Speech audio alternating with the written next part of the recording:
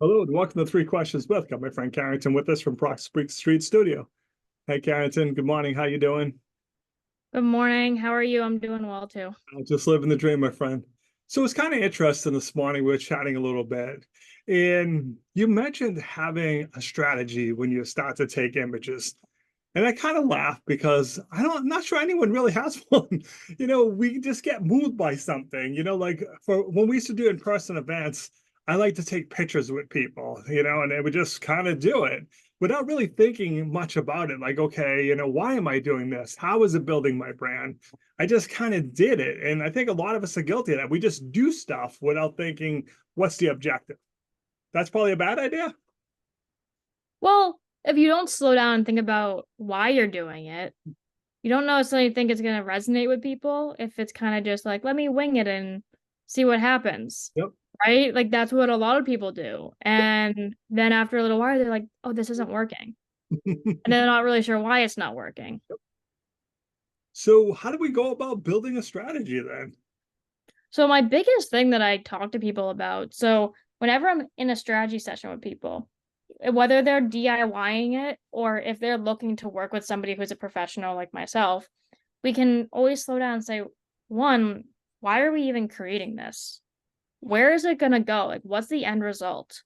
Right? So, understanding when you pick up this phone or you pick up the camera, it's not just about hitting that button. It's about everything that that camera is seeing. And then what is that final use of it? So when you're creating something, I'm always telling people, I'm like, you need to slow down. Like you and I talked about this in another video. It's like, act like a painter. Why were they so successful? Because they had to think about everything they did. So when you're creating an image, who are you trying to educate? Is there educational content in this image? Because if there's not, people will scroll right by it. So, what are you trying to teach somebody? Yep. If you're a product, if you're a service, if you're just starting out and want people to know who you are, that image has to tell them something that they can learn.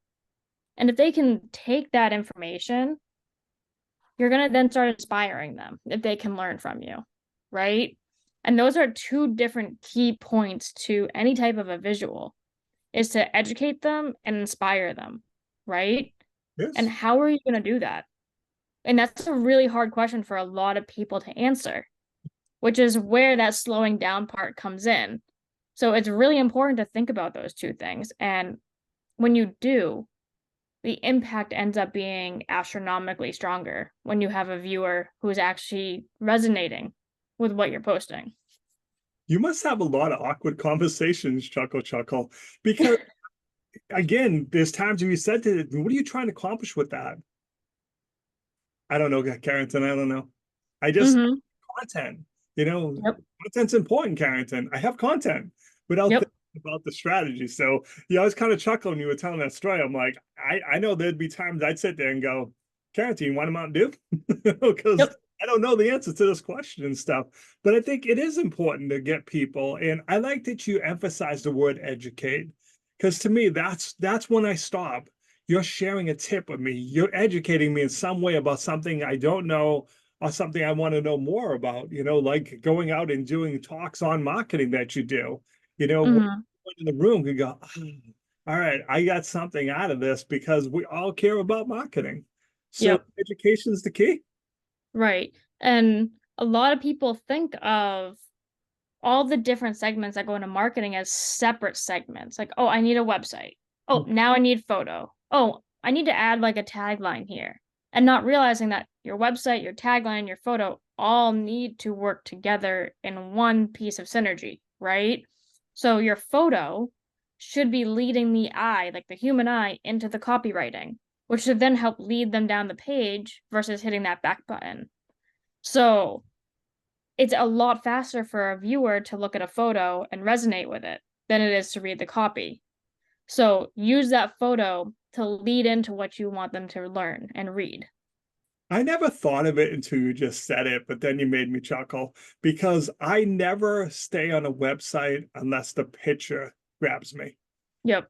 I go on your website and I see a really cool picture, whether it's bright, whatever it is, something that attracts me, I'm going to stay.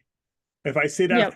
picture and it doesn't, I'm probably bouncing. I Yep. never thought about that until you just said it, but at least in my case, it's 100% true.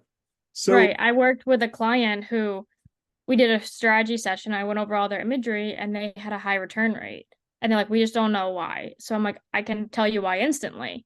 hmm, And I'm like, one, the image that you're showing is not the product you're selling. There's a disconnect, but also the image is pointing away from all of your copy. So it's telling someone, look to the right, but your copy is over to the left. And that's an instant like mental disconnect that people don't think about. And I'm like, flip it around. Put this on the left and that on the right. So they're both telling each other versus going against each other. And it's just different like visual cues. And that can go back to education. If the image is could be even very basic, but if it's telling the viewer what to look at, that's half the battle. yeah. But I agree with you that we become more and more visual people now. You know, Mm-hmm. picture captures us great. If it doesn't, unfortunately, we just keep scrolling. So, Yep. and I understand a lot of us are trying to do the do-it-yourself thing, but in some cases, maybe that's what you have to do.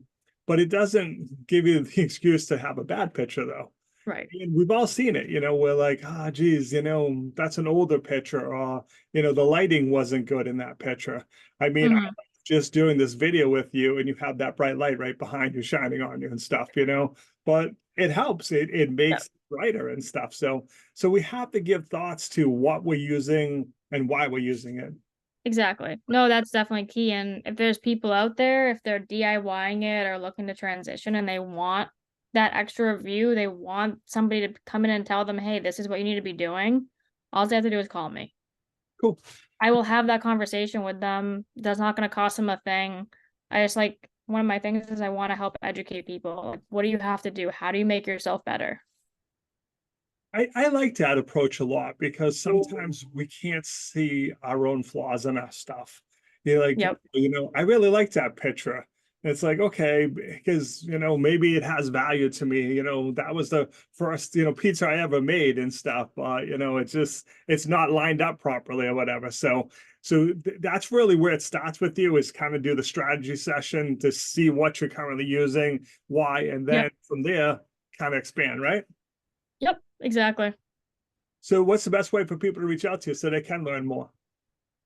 They can either fill out a contact form on my website at prospectstreetstudio.com or they can just email me at info@prospectstreetstudio.com. Carrington, I appreciate you taking a few minutes to come on the show. And as always, thanks for being my friend. Thank you for having me.